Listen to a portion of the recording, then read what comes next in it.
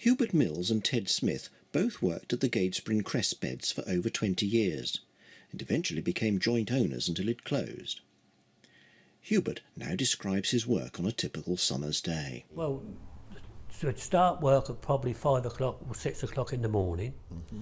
We'd work then until about 8. Straight away go cutting cress. Right. You cut cress straight away because you could cut more cress before 10 o'clock than you could any other time. When the dew was on it, it used to come in your hand lovely and nice and wet. But if it got very hot, the cress got a bit limp and raggy, you know, it wasn't so good. But we start at 8 o'clock, at 5 o'clock, 6 o'clock, work till 8 and have a bit of breakfast, perhaps for half hour, and then carry on until we got what the orders were. What would be the latest that you'd be cutting the cress during the day? After dinner, well after dinner. What's that, during the afternoon? Yeah, we tried to get it done before dinner so we could then get the beds tidied up in the afternoon.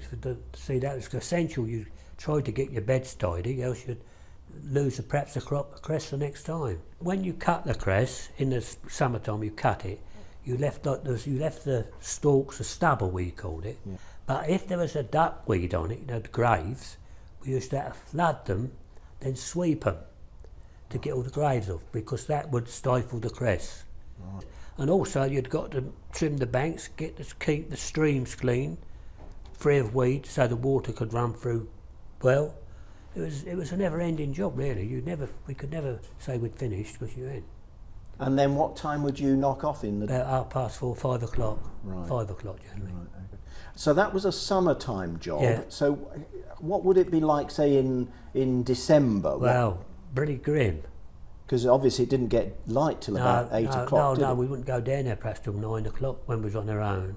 But then, I mean, there was always work to do, because if it had been a bit of a warm day, yeah, the cress may have shot up a bit out of the water. So we used to have to tap it back down with bees and brooms or a roller down the beds to protect it from the frost, perhaps in the heat at night. Mm-hmm. And we was always doing that, and there was always checking on the water, making sure the pipes were open, you know, and all the weed and all that. Presumably you didn't ever cut the cress? No, we didn't get much cress perhaps until after, could be about beginning perhaps March. Because Easter was always the harvest, I reckon, for cress growers. Right. Always had a good orders at Easter.